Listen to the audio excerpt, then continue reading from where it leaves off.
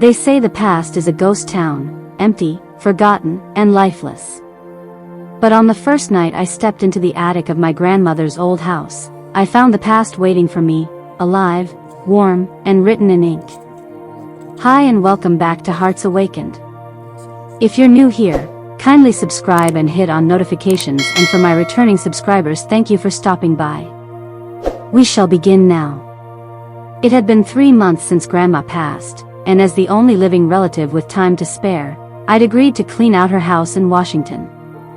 I didn't expect much, just dusty photo frames, yellowing furniture, and memories that didn't belong to me. But I needed the break. After the mess with Evan and the job that never materialized, life had lost its color. I thought I was just here to sort through things, but what I found, well, that changed everything. The attic was cramped and smelled like cedar and thyme. I climbed up the creaky ladder with a flashlight and a box of garbage bags, ready to toss out old ornaments and forgotten holiday decorations. But tucked in the corner, under a wool blanket, was a small wooden chest. It was covered in dust, its lock rusted and loose. Curiosity got the best of me. Inside, tied neatly with a blue ribbon, was a bundle of letters, real letters, the kind people used to write before texts and emails made everything fast and impersonal. The paper was faded, the ink slightly smudged, but every envelope was addressed to the same name, Evelyn. The sender? Anthony Marshall. I don't know why I opened one. Maybe I was bored. Maybe I missed being wanted. Maybe I just wanted to hear someone else's story for a while. But the moment I unfolded the first page and read his words, it felt like a warm hand reached out through the years and touched my heart. October 2nd, 1943. My dearest Evelyn. The days here are long, but the thought of you shortens every hour. I carry your photograph in my chest pocket. I touch it before bed, and I dream of your laugh echoing through my thoughts. When I return, I will take your hand and never let go again. I read 5 letters that night, one after the other. Each one was filled with longing, hope, poetry I didn't know men could write. Anthony spoke of the war like a burden he carried with grace, but it was always Evelyn he returned to in his words. She was his home, his heartbeat. The 6th letter was unfinished. He had written only half a page. Evelyn. If you still believe in us, if the stars haven't burned out in your heart, please write back. I'm tired of silence. I need your words like breath. Anthony. That line stayed with me all night. The next morning, while sipping coffee at the kitchen table, I kept thinking about him, Anthony, this man I'd never met. His words haunted me in the most beautiful way. It felt wrong that they were just sitting in a box, unanswered. Forgotten. I found a pen and an old piece of stationery in the drawer. I didn't plan to write anything serious, just something to bring him peace. Something that would close the story. Dear Anthony. I found your letter tucked away in a dusty attic in Washington. I don't know if this will ever reach you, but I wanted you to know, your words still matter. They reached me, decades too late, and they made me feel something I thought I'd lost. Yours. A stranger in the future. I folded it neatly and placed it back in the wooden chest.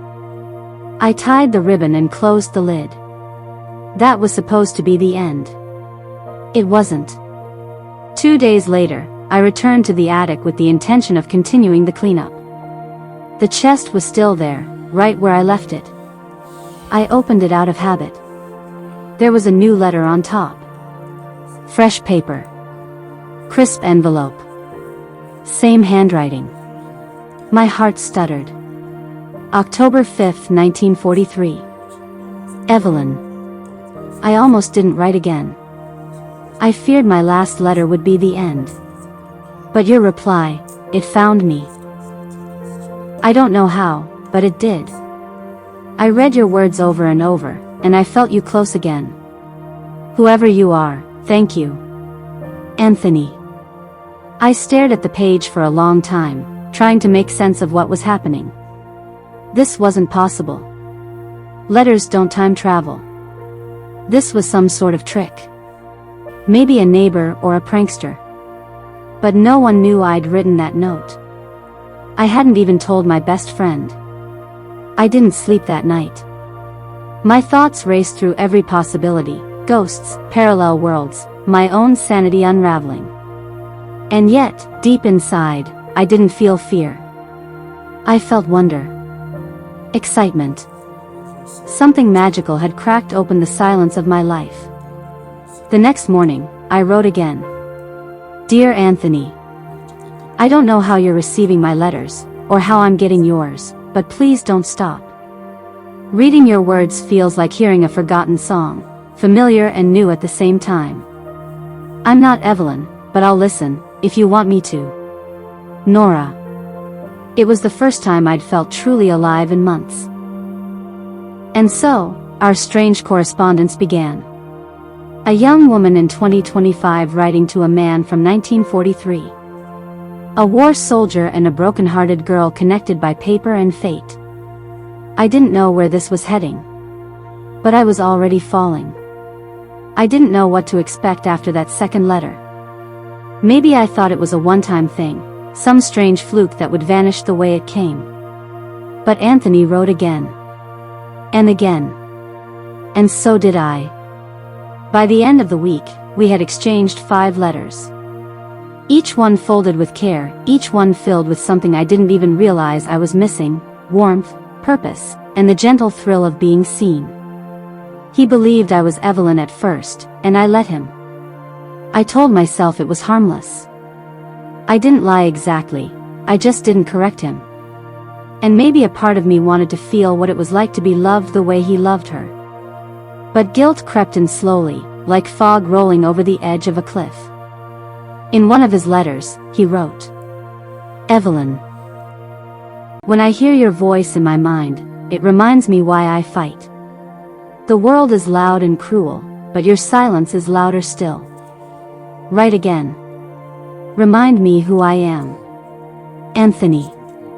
That was the moment I knew I couldn't pretend forever. I had to tell him the truth. But how do you tell a man from 1943 that you're not the woman he's writing to, and that you're not even from his time? So I started slowly. Dear Anthony, I need to tell you something. I'm not Evelyn. My name is Nora, and I found your letters by accident. I know how strange this sounds, but your words are reaching me, across time, across everything I thought I knew. I understand if you stop writing. But I hope you don't.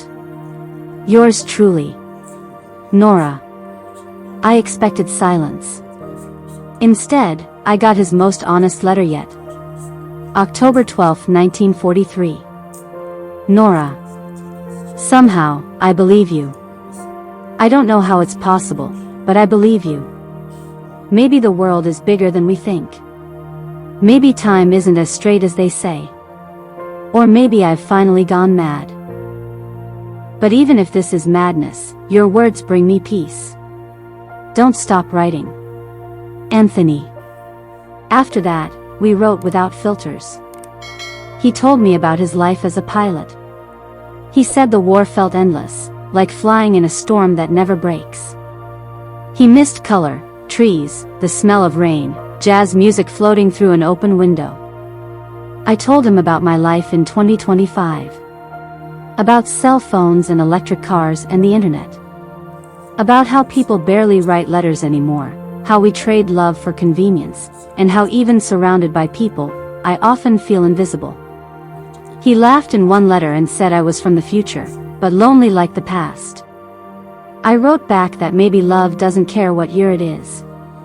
Some days, I stayed in the attic for hours. I'd reread his letters like sacred poems. The way he wrote was different, gentler, more deliberate. Every word was chosen with care, every sentence soaked in feeling. He told me I had a beautiful name. He asked what I looked like, what I dreamed about, what made me happy. I didn't want to fall for him. I told myself it wasn't real. That he was a ghost or a hallucination or some beautiful accident in the folds of time. But every letter drew me in further. He wasn't just words on a page, he was someone who saw me, even from the other side of history. One evening, I asked him the question that had been burning in my chest since I found the letters. Anthony, what happened to Evelyn? He didn't answer that letter right away. A whole week passed without a reply. I started to fear I'd gone too far. That maybe it hurt too much. Or maybe the magic had ended. Then, just as I was beginning to lose hope, I opened the chest and found his response. October 21st, 1943. Nora. Evelyn was the girl I was supposed to marry. We were childhood friends. She gave me a necklace before I left for training and promised to wait. But months passed. My letters stopped coming back.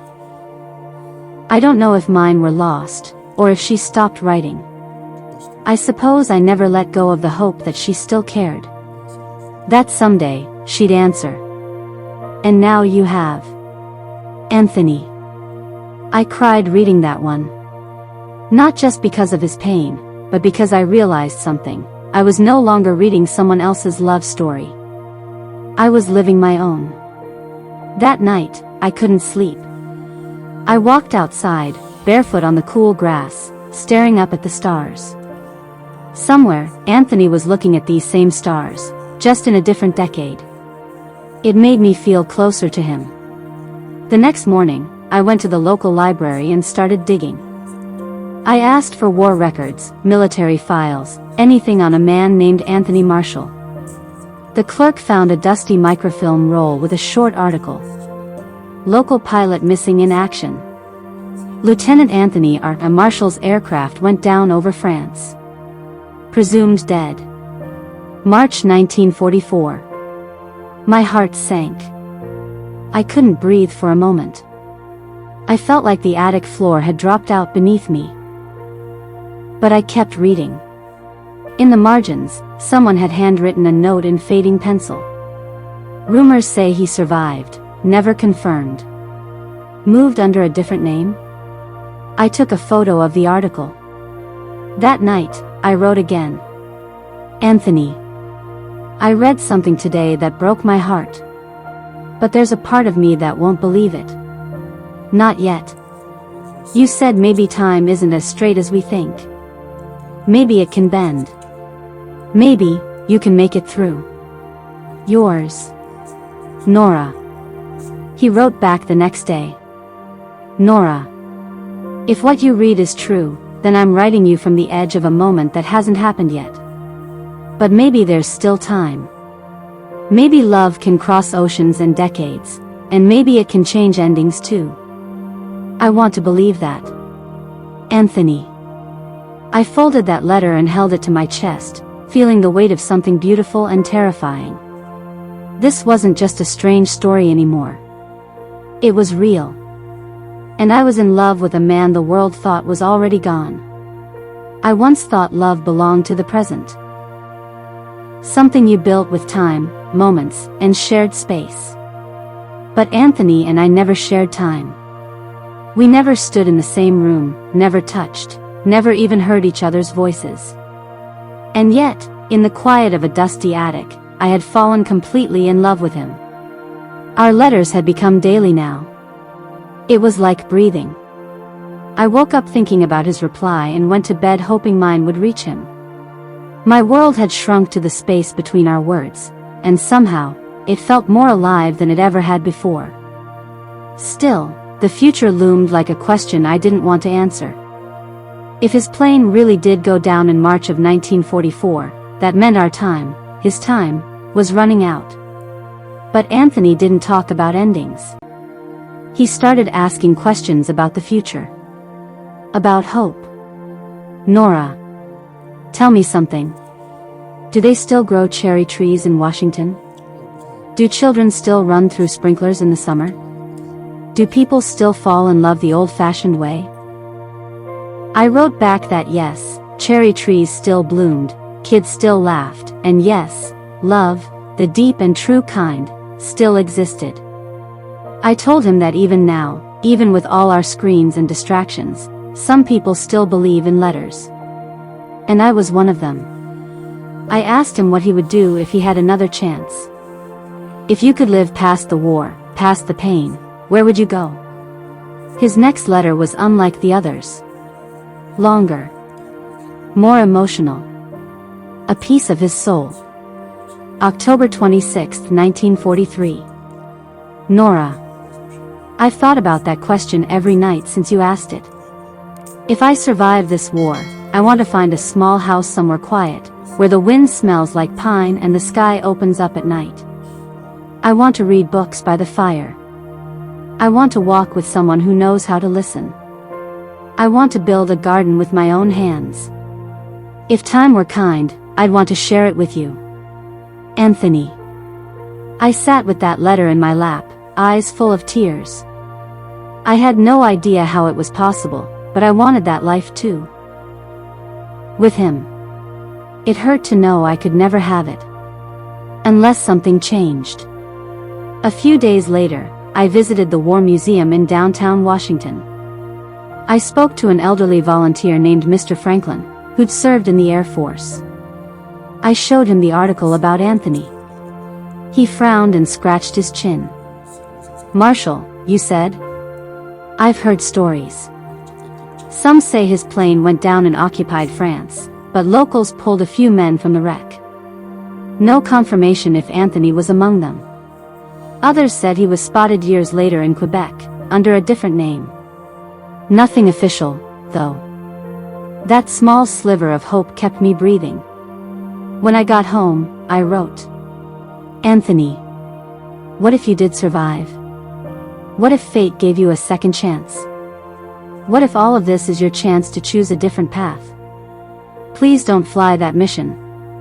Stay safe. Wait it out. The world thinks you're gone, but you don't have to be. Nora." For 2 days, there was no answer.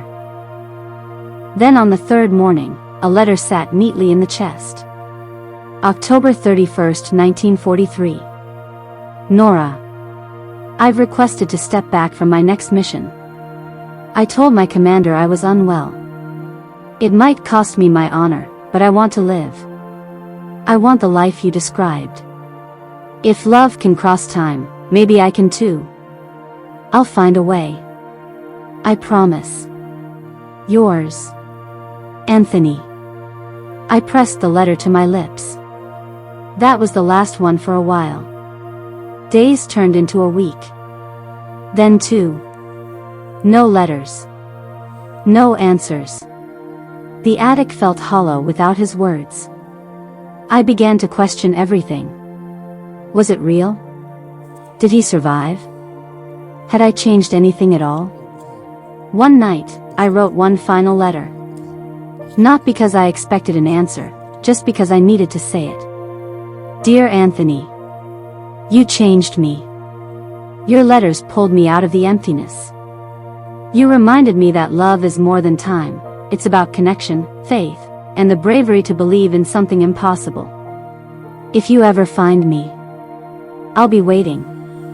Always. Nora.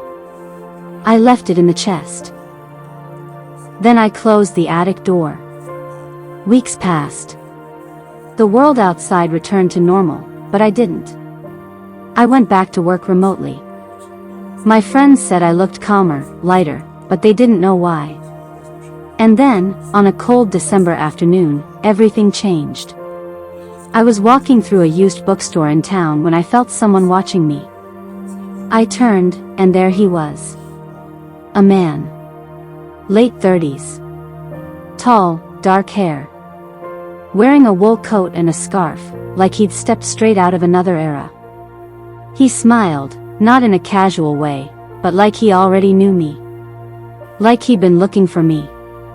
He didn't speak. Instead, he handed me a folded envelope. My fingers shook as I opened it.